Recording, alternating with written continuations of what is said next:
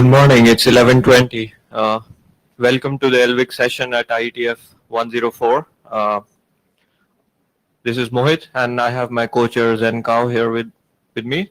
Our AD Suresh is joining us remotely on Meet Echo, and we also have Eric in the room with us. So this is IETF meeting, and the note well applies. I hope by now you're familiar with the note well. If you have any questions, you can come to the mic. Hopefully not.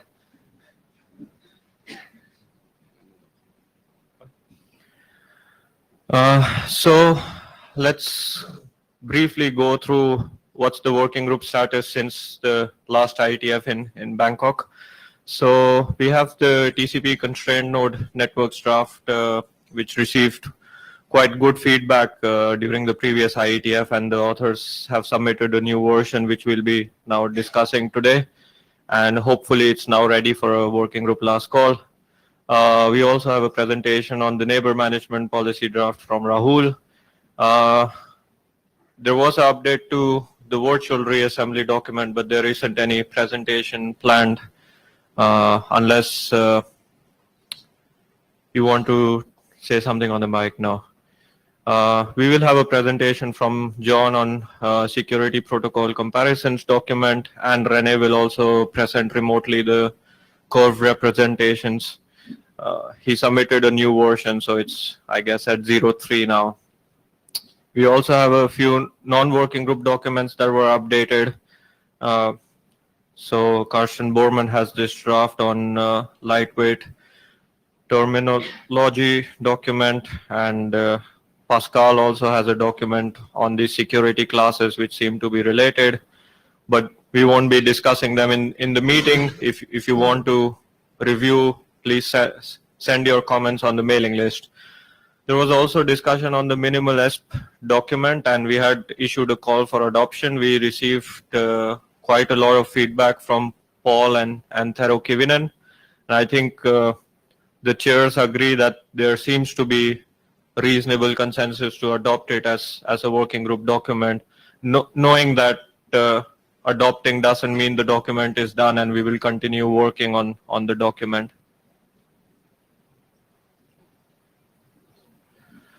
There were no updates to the co-op implementation guidance, and this draft has expired. I don't know, Matthias or Olaf wants to say something on that. This is Matthias. So my main reason was there was no sufficient feedback on it. So we wrote a lot of stuff, we wrote, and it might be useful, but nobody came back to us and said, yeah, this is really good, or this is still a question that I have. So that would be really nice to move forward with this.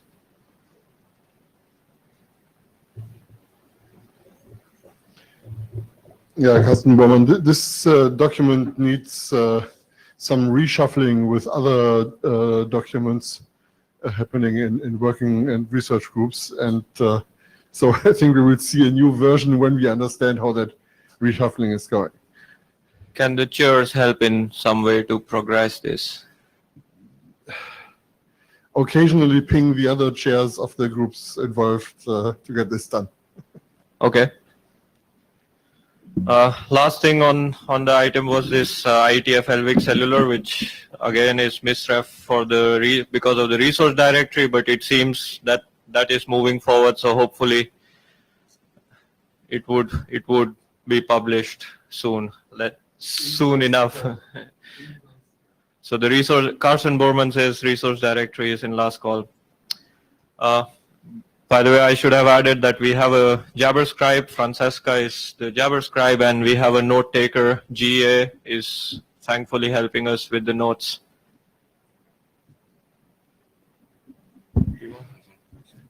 So this is our agenda for today. We'll begin with Carlos presenting the TCP usage guidance. Then we have Rahul on the neighbor management policy. Rene will remotely present the alternative elliptic curve representation document, and we end with John on comparison of COP security protocols. Anyone wants to bash the agenda? If not, let's start.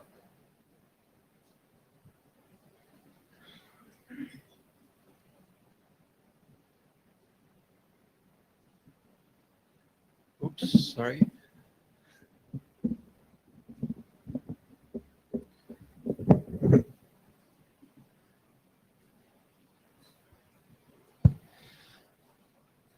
Okay, hello everyone. My name is Carlos Gomez, and I'm going to present the last update of the draft entitled TCP Usage Guidance in the Internet of Things. So first of all, let's take a look at the status of the document. The previous version of it, 04, was presented in Bangkok in both Lwig and TCPM working groups. And we asked at the moment whether it was a good moment for a working group last call. And around those dates, we received quite a lot of feedback. For example, 2 full reviews, one by Yoshifumi Nishida, another one by Ilpo Jarvinen. Then we also received comments by David Black and Emmanuel Baccelli. And also we received more recently the input of code size measurements of TCP implementations for constrained devices by Rahul Jadhav. So thank you very much to everyone for the feedback and all the inputs. And we produced version 05, trying to address all the comments that we received. And after the submission deadline, we received further feedback on version 04 by Stuart Cheshire. Basically, he made some suggestions. There were no significant issues, and later I'll present the suggestions.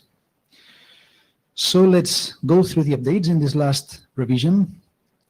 First, we have the section on MSS, where we have first modified the ordering to start with the main recommendation, which is hopefully better for the reader.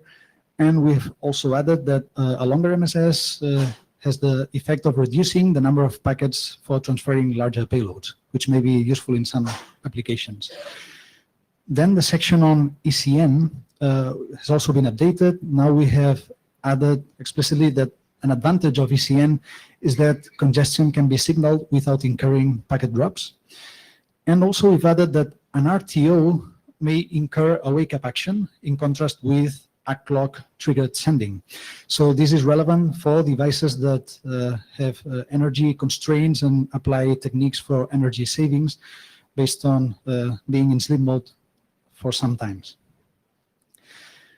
Then section 42, here we have modified the title. Previously it was TCP guidance for small windows and buffers. Now we have replaced small by single MSS, which is hopefully more accurate. And within this section, we have updates in the part of delayed acknowledgements for single MSS stacks. First, we have an additional sentence which is quite general, meaning that the usefulness of delayed acknowledgements depends heavily on the usage scenario. And in the context of a single MSS sender that transmits to a receiver using delayed acknowledgements, we've also added that senders using the Nagel algorithm may suffer similar delay issues as those produced by receivers using delayed acknowledgements. And we have also added that disabling Nagel has no impact in the case of stop-and-wait senders. Then there's the subsection 424, which discusses the RTO algorithm for single MSS stacks. Here, the point was that in this kind of stacks, the RTO algorithm may have a greater impact than on greater window sizes. And here we have added a reference to a TCPM working group document, which discusses the RTO considerations, all the trade-offs and requirements around the design of RTO algorithms. Then in the section 5.2, which discusses the number of concurrent connections, we have added something which is actually obvious but was not written in the document, which is that we need to take into account the overhead of the three-way handshake of each additional TCP connection. So this is yet another reason why we may want to keep the number of concurrent connections in a constrained device low. And also we've updated the TCP connection lifetime section here regarding the text on TFO. We have added that TFO deviates from standard TCP semantics in the sense that the data in a SYN packet could be replayed to an application in some circumstances. Therefore, applications should not use TFO unless this issue can be tolerated. Also, we have added the timely detection of a dead peer may allow memory savings, which may be useful for memory constrained devices. And then we've added another sentence which is quite obvious but was not explicitly written, which is that sending TCP keep alives frequently drains power on energy constrained devices. Then we have updated also the security considerations. Basically, we have removed the reference to TCP MD5 signature option because it is no longer considered safe. And also we have updates in the annex, which tries to collect the details of some implementations of TCP for constrained devices. In the section that talks about micro IP, we now explain that if multiple connections are used, they need to share the same global buffer. And also in this section, we have added that the TCP implementation in Contiki NG, that's the code size of the implementation, is 3.2 kilobyte on CC2538 platform. And Rahul kindly performed these measurements just for the sake of the document, so thank you very much. And the section about Riot has also been improved. We have now added that 32-bit platforms are also supported. There's also optional support for POSIX compliant sockets. And we've also added references to the main literature sources for both Riot and the TCP implementation in Riot. Then in the section about TinyOS, we have clarified a bit, a couple of sentences that were not so clear. And now we state, hoping it's clearer, that a send buffer is provided by the application. As the last update, well, we have modified also the summary table, which is in the annex. First, we have changed how we express the content in the first row of the TCP features section of the table. Now we express it in terms of whether an implementation, a TCP implementation for constrained devices is a single segment implementation or not. Then we have also added the last row, which is whether the platform, the operating system, which is the reference one for each corresponding TCP implementation, has support for TLS or not. And also we have modified the number of the code size of the TCP implementation for lightweight IP 2.1. Formerly, we had another value, which was 40 kilobytes, but that was for an older version of lightweight IP. So again, Rahul performed measurements and kindly provided this result, which is 38 kilobyte, which is still aligned with the previous result, but it's based on an up-to-date version of lightweight IP. Well, after the submission deadline, there was a number of comments that we received from Stuart Cheshire on version 04. First, he suggested adding some more text in the document about what are options 0, 1, and 2, rather than referring the reader to looking for that in another document. Then about the recommendation of setting the MSS not larger than 1220 bytes, he suggested to explicitly state that there's an assumption here, that is that the remote peer sends no TCP options aside from the MSS option in the SYN packet. And he went further to explain that some platforms will include TCP timestamps, which in this case will add 12 bytes to the TCP header.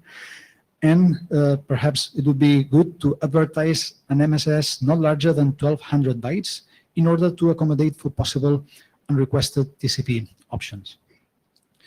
And another suggestion was not recommending disabling delayed acknowledgements when we have request-response traffic. And the idea here is to, instead of having a response segment and an acknowledgement segment as separate packets, having both combined into a single segment in order to get the benefits from this.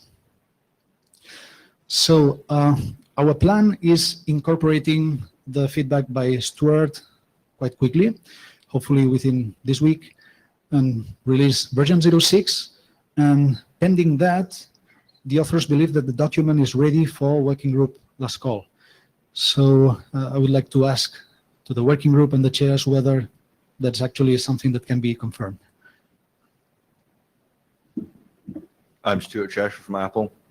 I just want to thank you for writing this. This is an enormously useful document as more and more companies get into making network products that have not been in that space before. There is this myth that is widely circulated that TCP is too complicated to implement. And I don't know where that comes from. Maybe it was true on 8-bit processors in the 1980s, but that myth persists and it leads to some very bad design decisions where people think that they can build their own protocol on UDP that's as good as TCP. And we've seen from the work done in QUIC, you can build a protocol on UDP that's as good as TCP, but it's an enormous amount of work. And if you're new to networking and don't know anything about it, you're probably not going to do better than TCP. So using this document as a way of bringing these people up to speed and explaining some of their misunderstandings to them is really, really useful. Thank you. Thank you very much for the comments and also for the suggestions for improving the document. Thank you. Thank you as well, Stuart, for reviewing this, for your expertise. And So I think we will discuss this with the TCPM chairs after this meeting, and we will issue a joint last call. My request is to those who have already commented on the document, including Professor Markku, Ilpo, Stuart. When we do issue a last call, please comment if you have any remaining issues or if you think the document is ready, because that would help the shepherd to move this forward. Markku, yes, I just would like to say one thing that I promised to send some comments earlier, but Ilpo's comments covered most of mine, so I didn't. So, but I have some additional few things, and I will do this this week. Yeah. Thank you very much. Okay, thank you.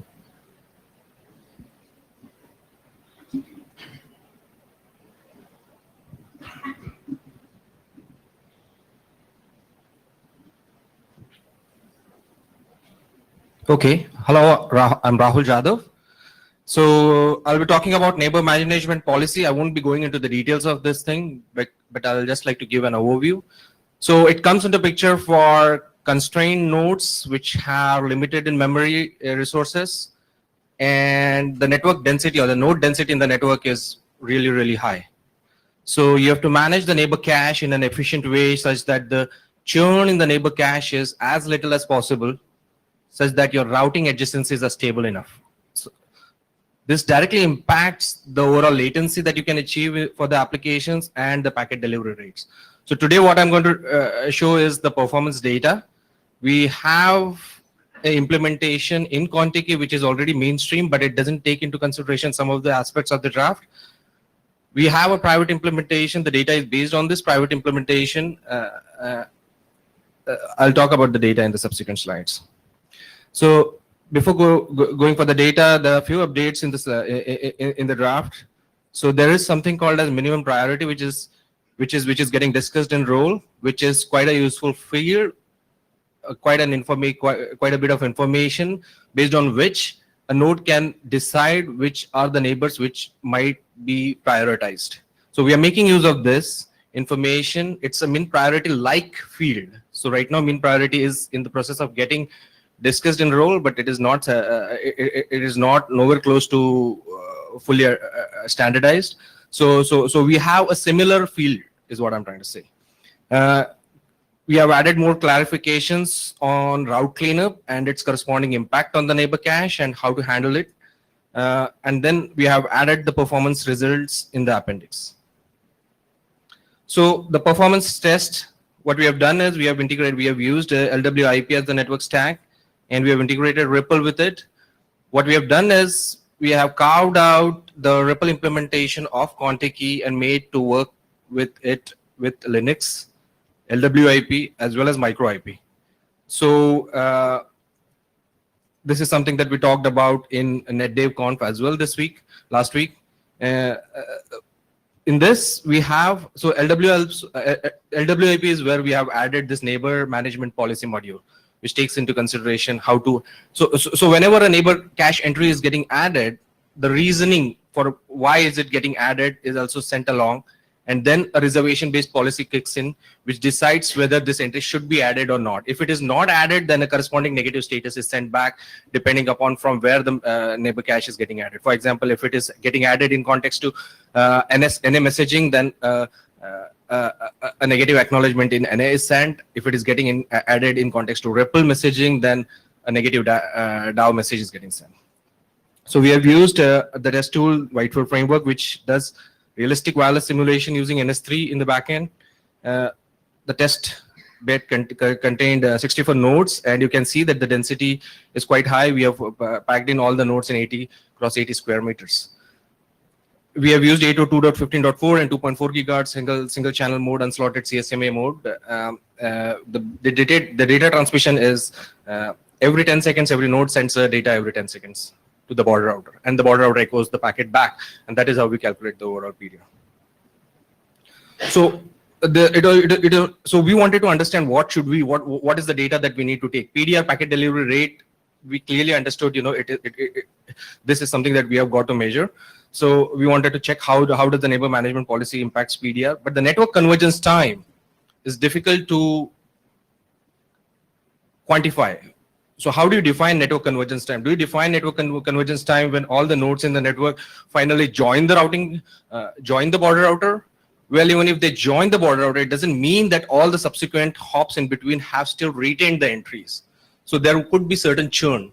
So how do you define the network convergence time? So finally, network convergence time, what we decided what to do was the routing table should be stable enough for X amount of time. So that is how we defined. And this stability should be in the overall network, not necessarily only on the border router.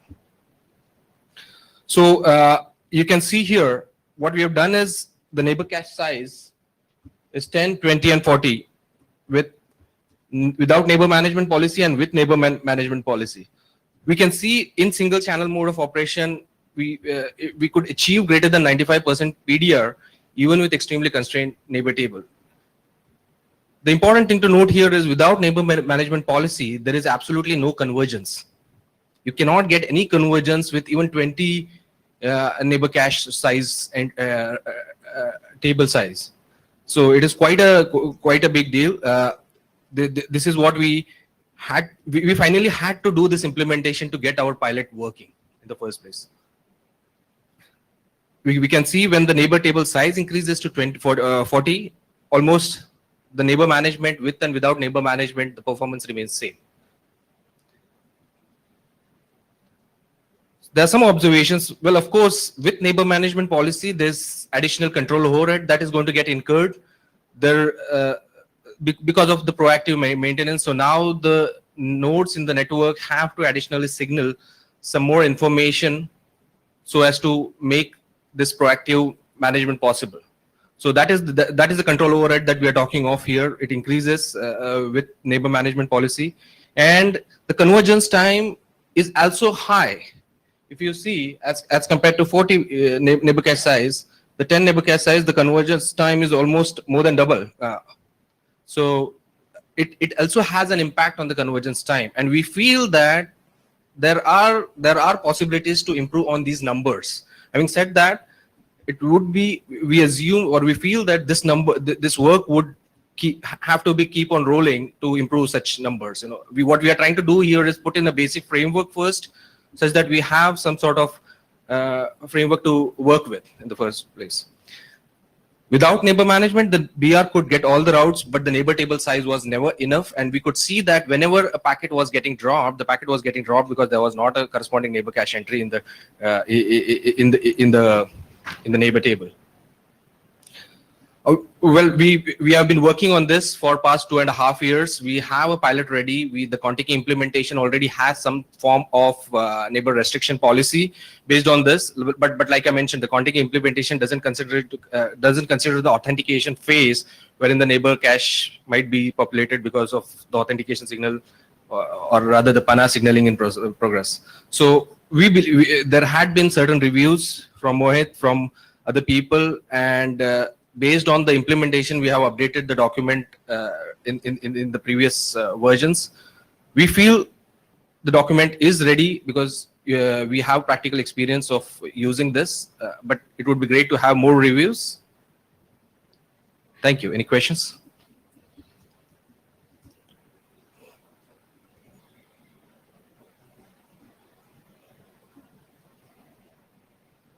Mohit, so I was reading through the document again. I haven't read the latest version. I had read a previous version and sent in my comments. At some point it says min priority is set to some hex value.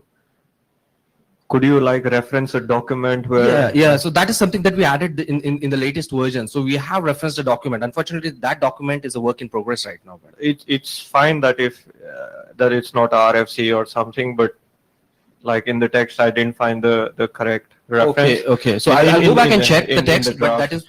That would help. That's one feedback.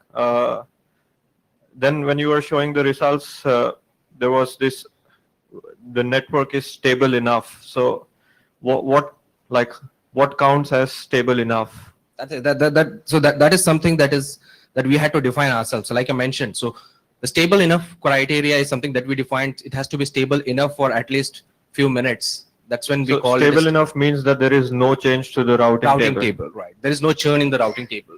Like no entries are added, deleted, removed. Right. Okay. So saying this explicitly might help. Sure, I'll do that. I can add this in the performance results, the appendix section, that I'll clarify this one.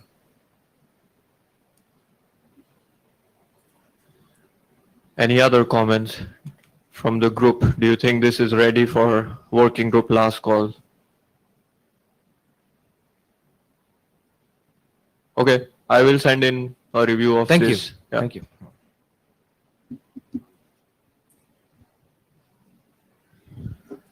Next, we have Rene remotely.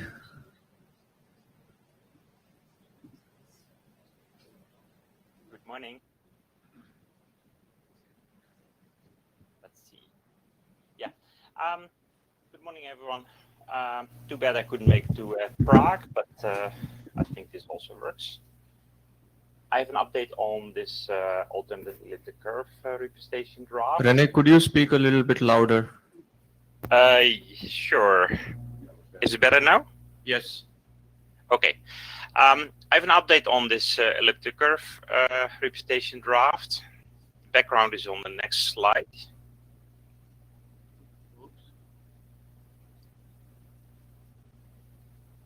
Okay, can you put it on the whole screen? Oh, it is on the whole screen. Okay, yeah. So the background is how to use different elliptic curves that we used in applications, reusing as much code as possible, and also showing that some of these different animals that have been created by, for example, the CFRG, are actually the same thing in disguise. So let's go to the next slide. Okay, what is in the current draft? The draft contains lots of background material, so that's all these appendices. Right now I have appendix A up to L. But most of it is just to make the document self-contained. The Weierstrass curve that is corresponds to this curve 25519, and is also used in this second signature scheme Edwards 2551. The specification is only like 3 lines.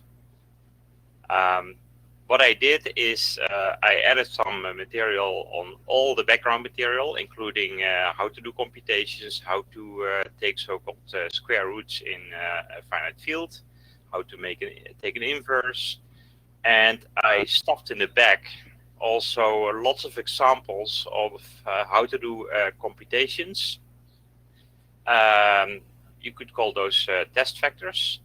And the test vectors are designed to also show that, for example, using the so-called Montgomery ladder that is specified in some of the CFRG documents, can be used to really recover the whole elliptic curve point, and which allows to reuse the signature scheme that's defined in one of these other CFRG documents. So you can use a single implementation even if you don't care about Weierstrass curves and just about CFRG curves.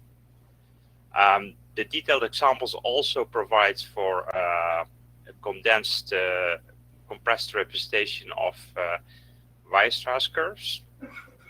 What I also did in the last revision, which I just posted in this weekend, is I expanded a little bit on security consideration section, mainly to preclude reuse of some of the keying material which directly exposes the private key, and to warn against the kind of stupid combinations of use of the private key with different schemes. And then I also expanded on the IANA consideration section because some people suggested I should ask for a code point. So that's what I did. And I think the document is now in pretty good shape. I'm sure it's not your average topic area, but I think it could be useful for some of the applications that we're considering.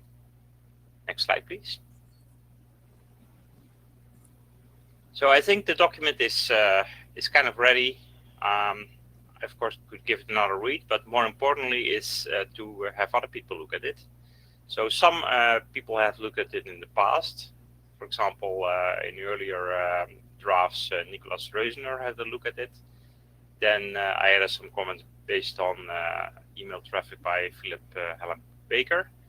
And Stanislav had a very detailed review, and I shared also all my so-called Sage code with him to redo all the computations and to check all the details. And the only remaining item is to check all the examples that I stuffed in the back. So it's about probably 8 pages or so, but it's basically just numerical values out there. So that's what I have. I don't know if other people have had a look at the document or they have been avoiding it, but I don't really know what further to add to it. But people should also at least look at the security consideration in the IANA section, I think. Any questions, comments?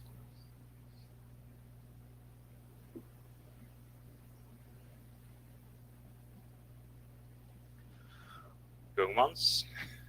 Well, I guess, Rene, we wait for Stanislav. So I know that he provided already a thorough review. So once he has checked all the Sage routines, maybe he could send an email saying that he thinks the document is ready. If he sends that on the mailing list, then maybe we can have an early review from the security directorate and ship this, because clearly not many of us can understand the math behind this. And I promise to review the security considerations and the IANA text, but the rest is, I guess, Stanislav's domain, and he will provide comments, and then we see it from there. Okay, great. Yeah, so he told me that he would get back before April 10, but probably even a week earlier. And he has been very responsive. Okay, that sounds good. So we don't have to wait until the next IETF to progress this. Once we start getting the go-ahead from Stanislav, then we can do early SecD review and ship this on. Okay, great. Thanks. Thank you.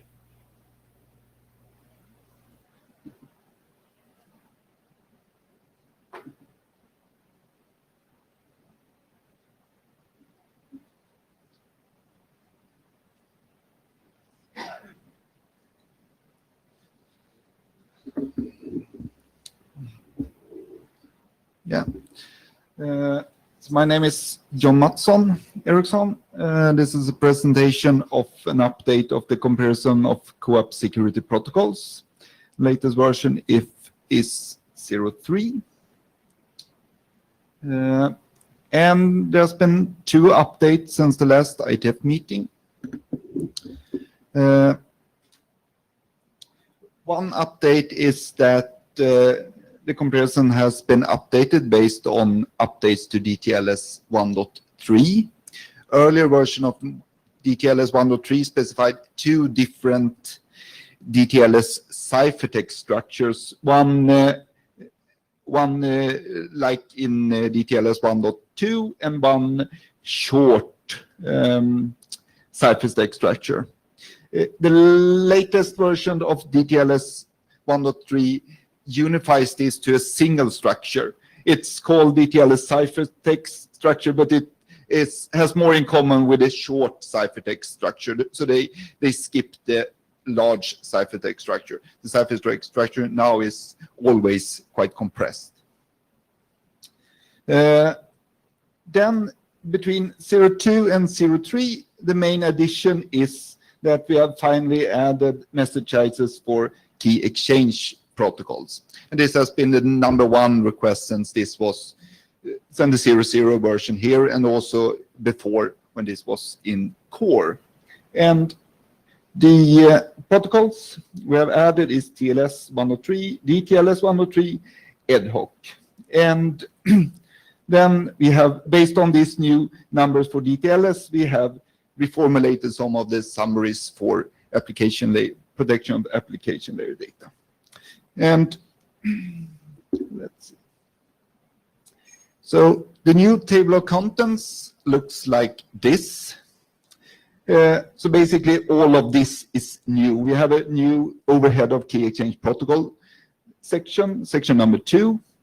Overhead for protection application data is moved to section 3. Subsection for different protocols. And another change is that summary has now been moved as a first subsection. So in each, you get summary and then you get the details. So what are assumptions behind these, the numbers in this draft? They are based on trying to minimize as much as possible. Minimize number of algorithms and cipher suits. These are the cipher suits. Length of key identifiers, 1 byte. Length of connection identifiers, 1 byte. DTLS RPK, we have chosen to do with point compression. I think point compression is not really implemented anywhere for this, as I have heard, but we chose to go with the choice to do the smallest size that is standardized to do a fair comparison. There's only mandatory TLS, DTLS extensions except for connection ID. We feel that connection ID is a very important use case for Lwig deployments. And it also makes comparison with ad hoc better. And there's no DTLS fragmentation. That would add more.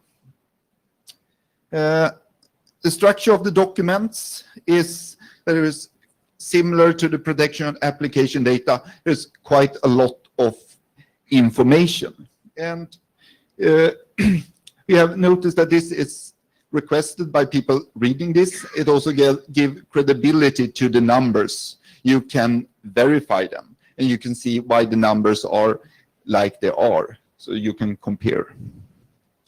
This is how the document looks for DTLS. You list the record layer, handshake layer, and then all the different fields in the handshake header, and then extensions, and then it continues like that. This is how the RPK in TLS looks like in ASN 1. And this was borrowed from a master thesis at Royal Institute of Technology in Sweden. And this is how the format looks for the ad hoc messages. Here's a CBOR sequence, and here are CBOR diagnostic notation. And this is just a subset of all the information. Two main tables in this comparison. Here's the first. This is DTLS 1.3 and TLS 1.3. And this is without connection ID, so only the mandatory extensions, minimal amount to do this. And the extensions depend on if you do PSK or if you do RPK. And we have compared RPK and PSK.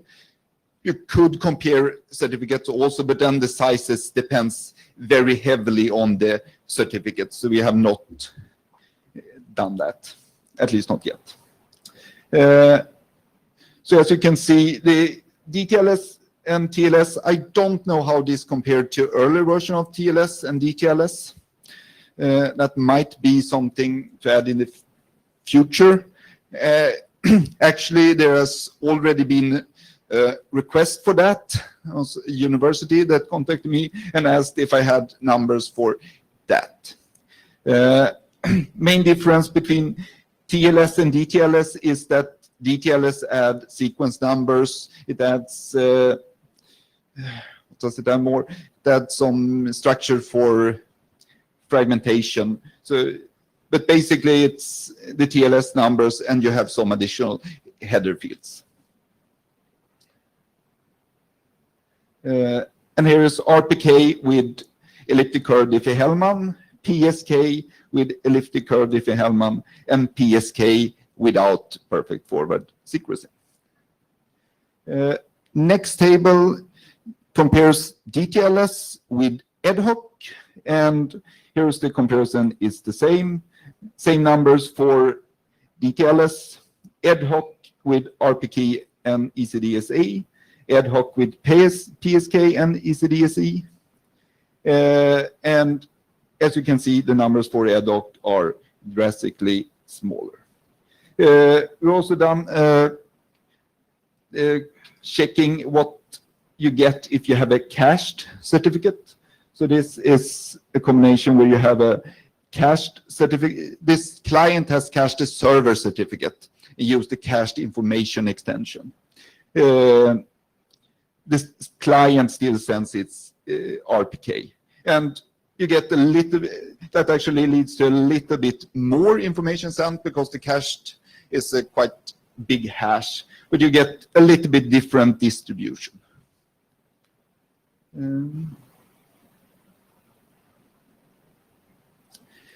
And the question to the working group is, what's next? How would the working group, first, what does the working group thinks about the changes that was made? Is it structured in the correct way? Would the working group like it structured in some other way, some other comparisons in the table, and so on?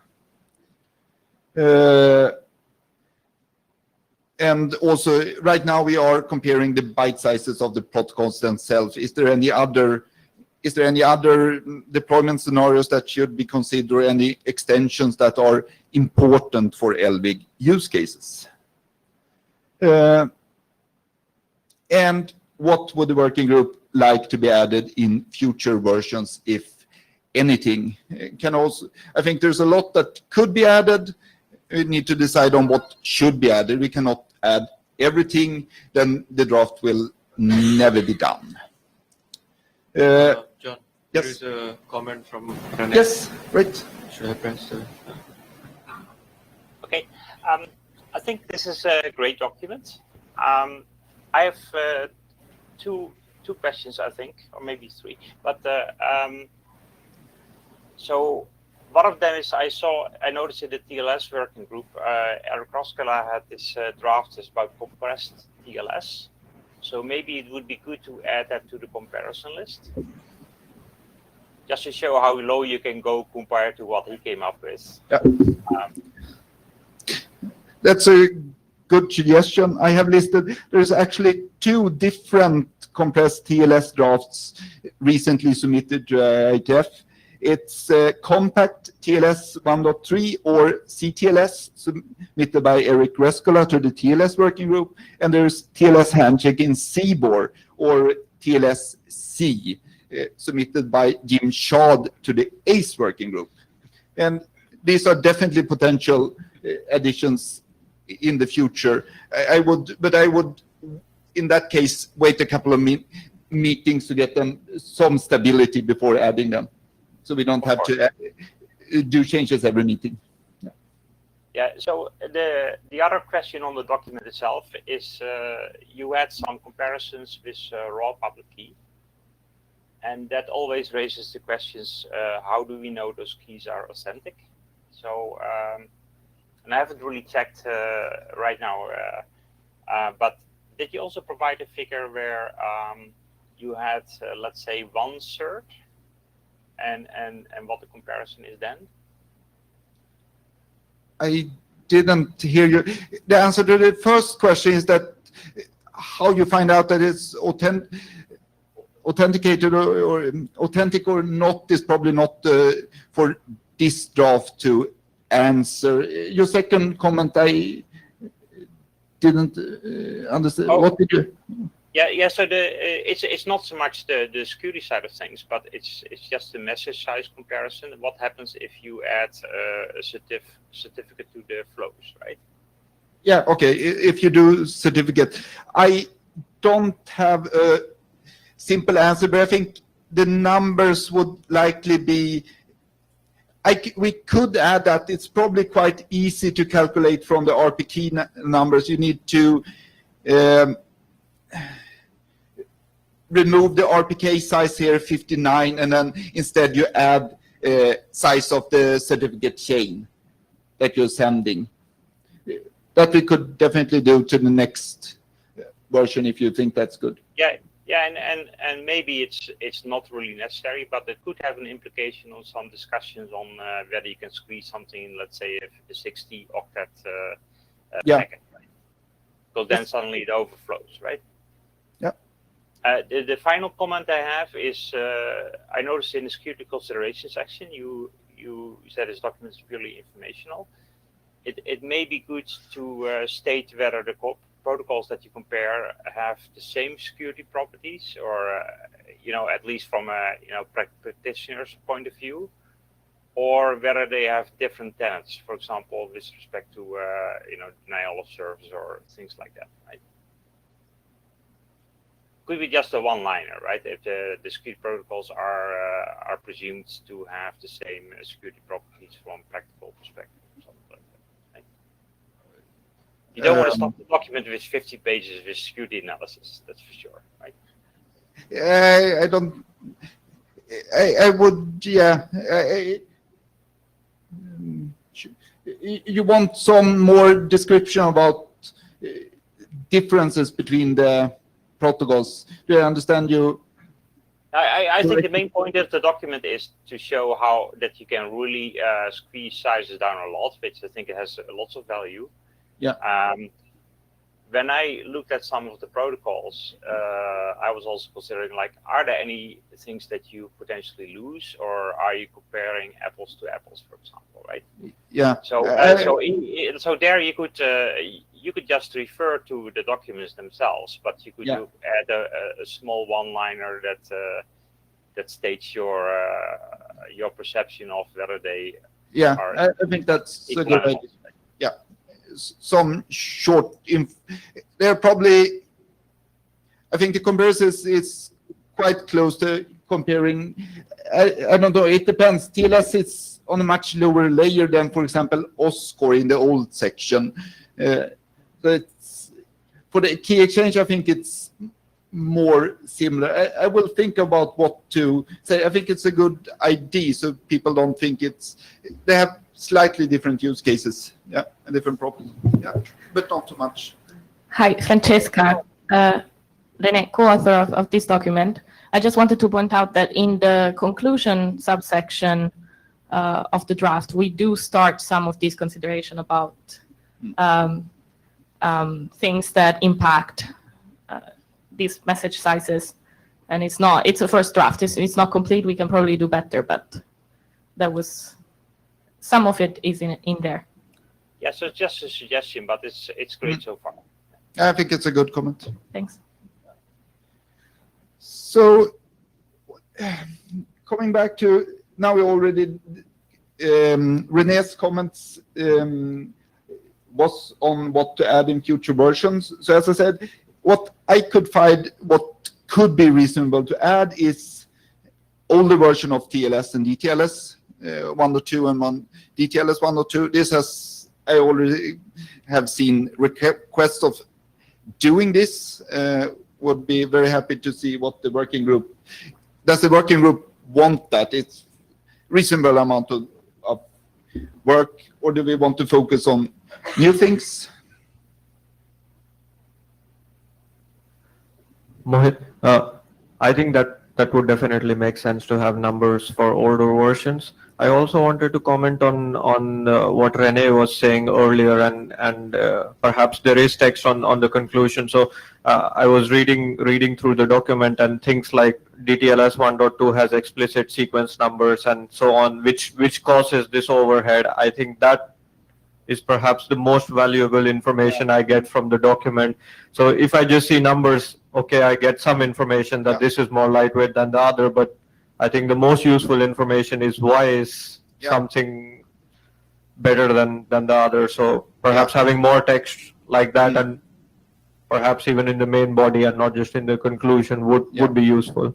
That's a good comment. I think that's definitely missing from the key exchange part, and probably from the protection of application data as well. Yeah. Then, as René said, the second option is to add this new compressed TLS handshakes. I think for that I would wait until they are a little bit more stable. It was painful enough to add DTLS 1.3 when it was a draft, because it changed basically every IETF meeting. But I think that's very useful to do in the future. Second thing is application layer TLS, if there's something that should be added. TLS certificate compression is something that is done and could be added. I would suggest to not go into certificates. That's a whole new new thing, unless the working group very strongly believes that it should compare sizes of certificates also. And the last thing that makes sense to add is group OSCOR. Actually already added a empty section for that, and that's planned for the next version. Mohit, so I think this document will explode if we, like, at some point we draw the line and say this is what we include and this is what we don't. Yes. So I think client server, and that's it. We don't do group communication. We don't do all the other things. So as an individual contributor, I think my recommendation would be not to have group, because that's one way of limiting what we will have in the document and what we won't. And seems reasonable to have client server, and then the rest can be in another document. I think just getting the numbers for these and making sure those specs themselves are stable enough, this document will take quite some time. Yeah. The other question or comment was about this certificate compression. I understand the challenge, because how many CAs you have and how many sub CAs you have and so on, and I don't know. But either way is fine. You could add it or you could leave it out. Yeah, it's much harder to get some.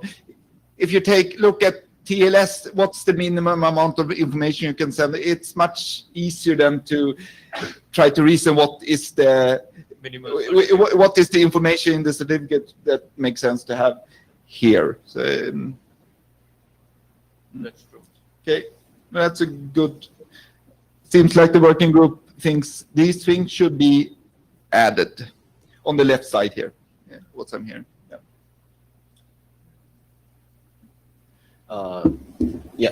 From working group chair, I have a very general question about this draft. So because these are basically very good insights of the overhead of each security protocol, but have the protocol designers, for example, OS Code, has taken any recommendation from this insight in designing their security protocols?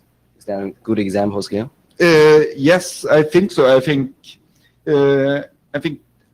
now OSCOR is not here, but I think to actually start comparing this was a big push for OSCOR to get leaner. I think it was also a very big push for DTLS to get leaner. The DTLS 1.3 record layer, which went from, I think, 26 bytes in DTLS 1.2 to 11 bytes in DTLS 1.3. And I think now we are seeing the same things. Just publishing things from this makes the author think, what can we optimize more? So ad hoc, since this first No, it has not been, but ad hoc has been optimized quite a lot, recent meetings, and now we're seeing very much optimization of the TLS product. So I think having these numbers and this discussion is definitely one factor why this is happening. Yeah. Okay, awesome. Awesome. Thank you.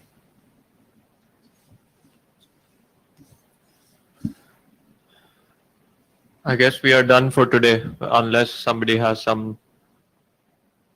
Okay, well, you save 5 minutes. Have a good lunch. What's blue sheet? Blue sheet.